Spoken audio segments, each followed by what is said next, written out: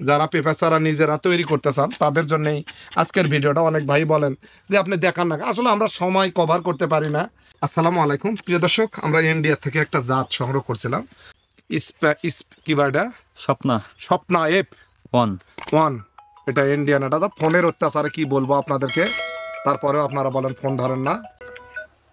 এই স্বপ্না ওয়ান এক বন্ধু আমার আসছিল ইন্ডিয়া থেকে মাছের উপর প্রশিক্ষণে। উনি বলছিল কি আপনি চান, তখন ভাই আপনার ইন্ডিয়াতে আমি যে পেঁপাগুলো দেখি আমাদের দেশের সাথে বনে না, তো উনি এক প্যাকেট স্বপ্না এফ এটা নিয়ে আসছিল। আমরা নতুন পদ্ধতিতে সরাসরি ট্রেতে দিলে পেঁপার গাছ অঙ্কুরিত হয় না, আপনারা অবগত আছেন। আমরা এরকম আগে বীজতলা তৈরি করি। যারা পেঁপা চারা নিজেরা তৈরি করতে চান তাদের জন্যই আজকের ভিডিওটা। অনেক ভাই বলেন যে আপনি দেখান না, আসলে আমরা সময় কভার করতে পারি না, যেটা আমাদের দুর্ভাগ্য। আমরা ৭৪টা বীজ একটা প্যাকেটে পাইছিলাম। ওই লোক আমাক দেয় নেই টাকাও নেই, আল্লাহ ওনাক ভালো করুক। একটা জাত দিছে, এটা আমরা বাংলাদেশের আবহাওয়া শ্যুট করে কি না এটা আমরা করব, এটা আপনারা দেখবেন ইনশাল্লাহ। এটা আমরা কাটবো, কাটে বীজটাকে, হ্যাঁ ৭৪টা বীজ, প্রতিটা বীজে আল্লাহ আলহামদুলিল্লাহ হ্যাঁ এই বীজ কটা গাছ আছে। আমি এই বীজ তলায় দিব, সরাসরি প্যাকেটে দিব না। প্যাকেটে দিলে না দিয়ে এখানে আমরা সুন্দরভাবে দেখি, আল্লাহ ভরসা। এটা একটা ভালো, প্রতিটাই গজাইছে আলহামদুলিল্লাহ। আমরা বিভিন্নভাবে দিয়ে এটাকে ঢাকে দিয়ে মোটামুটি অঙ্কুরিত বীজ, প্রতিটা বীজই সুন্দরভাবে ফাটছে, একটা ফাটে নেই। এই বীজটা আমরা এখানে দিলাম সুন্দরভাবে, আপনারাও এইভাবে দিবেন যাতে করে সুন্দরভাবে দিয়ে এভাবে বসে দিলাম। দেখুন এইভাবে সুন্দরভাবে।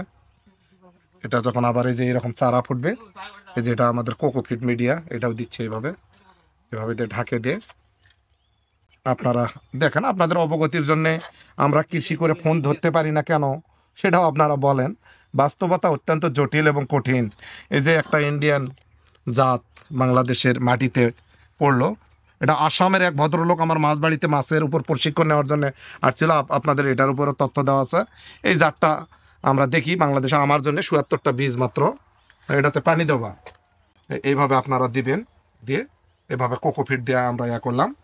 এটাকে আমরা সুন্দর করে অঙ্কুরিত বীজ দিলাম। কয়দিন পর এটা যখন আবার টবে চারা তুলবো তখন আমরা দিব। এটাতে পানি জুত মতে দিতে হবে ভিজে, আপনারা এইভাবে ভিজে দিবেন। নিয়ে আসো বা কাগজ নিয়ে আসো, কাগজ এইভাবে সুন্দর করে ভেজে দিলাম। আপনারা পলিথিনটা ভাঁজ করে এইভাবে যে এটা ঢাকে দিলাম, এটা যাতে গরম ধরে দ্রুত গতিতে গাছটা পারে যায়। হয়ে গেল, একটা টায়ার বা কিছু দেওয়া পাবো, এই যে কার্টুনটা দিয়ে ঢাকে দিলাম যাতে করে এটা উষ্ণতা ধরে থাকে। প্রিয় দর্শক, এটাই ছিল আমাদের আজকের বীজের মিনা। যখন এইরকম অঙ্কুরিত হবে চারাগুলো তখন আমরা তুলে তুলে এরকম গ্লাসে দেব। গ্লাসে দেওয়ার পর প্রিয় দর্শক, এই যে এইরকম সুন্দর যখন চারা হয়, এরকম সুন্দর যখন চারা হয় তখন আমরা এগুলাকে নিজেরা লাগাই এবং বাংলাদেশে মানসম্মত চারা দেওয়ার জন্য চেষ্টা করি। প্রিয় দর্শক, আজকের ভিডিওটা ইফতারের সময়, রোজার রমজান মোবারক। আপনারা সবাই, আমাদের মুসলমানদের জন্য রমজান অত্যন্ত একটা গুরুত্বপূর্ণ সওয়াবের মাস।